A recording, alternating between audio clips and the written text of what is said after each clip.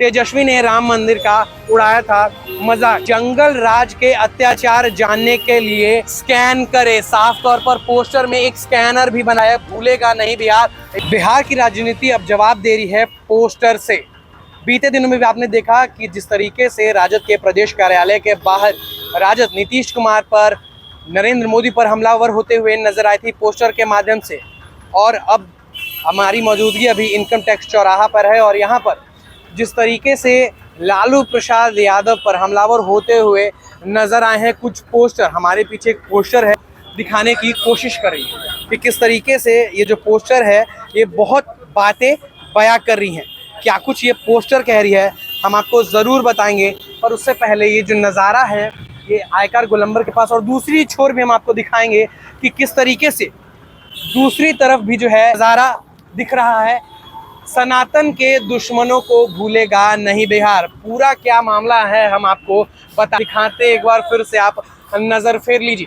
सनातन के दुश्मनों को भूलेगा नहीं बिहार। देखिए, बिहार में कुछ ही महीनों बाद विधानसभा चुनाव है जिसकी तैयारी जो है राजनीतिक दल अब चरम पर कर रही है, पर ऐसे में एक दूसरे का टांग खींचने का सही मौका भी मिल चुका है। लगातार विपक्ष भी नीतीश कुमार का टांग खींचते हुए नजर आए थे और उन पर हमलावर होते हुए नजर आए थे। पर अब दूसरी तरफ बात करेंगे तो विपक्ष भी इस जाल से कैसे बच सकता है। एनडीए ने भी जो है विपक्ष पर करारा हमला किया है, पर यहाँ पर कुछ भी लिखा नहीं गया है कि किस तरफ से जो है पोस्टर लगवाई गई है, पर एक अनुमान तौर पर हम आपको यही बता सकते हैं, सनातन के दुश्मनों को भूलेगा नहीं बिहार। आपने सुना होगा कि 1990 के समय लाल कृष्ण आडवाणी की रथ यात्रा को लालू प्रसाद यादव ने रोक दिया था, जिसको लेकर साफ अक्षरों में लिखा है सनातन के दुश्मनों को भूलेगा नहीं बिहार। और जिस तरीके से विपक्ष पर इस बार जो है हमलावर होती हुई नजर आ रही है, राजनीतिक सियासी पारा भी अब चढ़ते हुए नजर आ रहा है।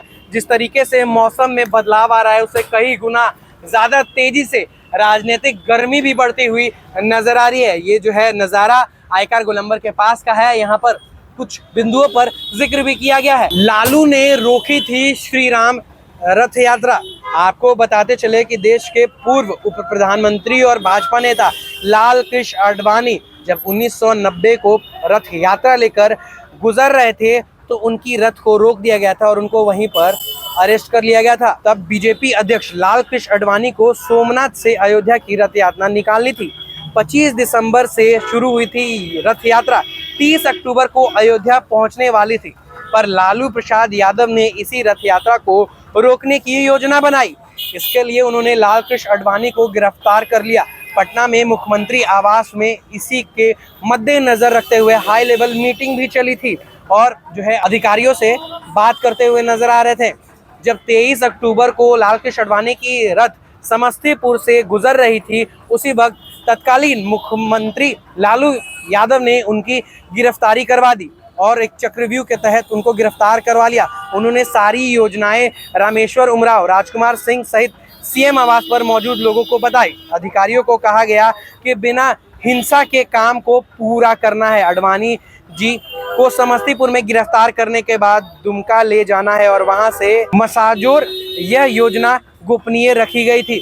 जिस तरीके से बीते दिनों में लालू प्रसाद यादव ने गोपनीय तरीके से लाल कृष्ण आडवाणी का रथ यात्रा रोक दिया था, जिसका जिक्र आज विधानसभा चुनाव से ठीक कुछ महीने पहले किया जा रहा है। ये जनता को अवगत कराई जा रही है बातें जो 90 के दशक में लालू प्रसाद यादव ने की थी। बीते दिनों में भी जंगल राज का पोस्टर ठीक इस पोस्टर के बाजू में लगा था, पर आज फिर से जो है ये पोस्टर यहाँ पर लगा है। तेजस्वी ने राम मंदिर का उड़ाया था मजाक। यानी बात करें तो सनातन को लेकर जिस तरीके से बीते दिनों में विपक्ष अपनी बातों को रखते हुए नजर आ रही थी, जिस पर जो है अब हमला किया जा रहा है, ये चुनाव की रणनीति को भी दर्शाता है कि जिस तरीके से विपक्ष का पैर खींच लिया जाए। जंगल राज के अत्याचार जानने के लिए स्कैन करे, साफ तौर पर पोस्टर में एक स्कैनर भी बनाया, भूलेगा नहीं बिहार। और यदि बात और भी जाननी है जंगल राज को लेकर तो स्कैन करे। जिस तरीके से जो है विपक्ष भी लगातार हमलावर होते हुए नजर आ रही थी, अब बात करेंगे तो सत्ता पक्ष भी लालू प्रसाद यादव पर निशाना साधते हुए नजर आ रही है। ये चुनावी माहौल है और उसके पहले बड़ा जो हाथ है वो एनडीए ने लगा दिया। पर ये देखने वाली बात होगी कि चुनाव में क्या कुछ होता है। पर ऐसे ही तमाम खबरों के साथ रूबरू होने के लिए देखते रहे बिहार डिलाइव। धन्यवाद।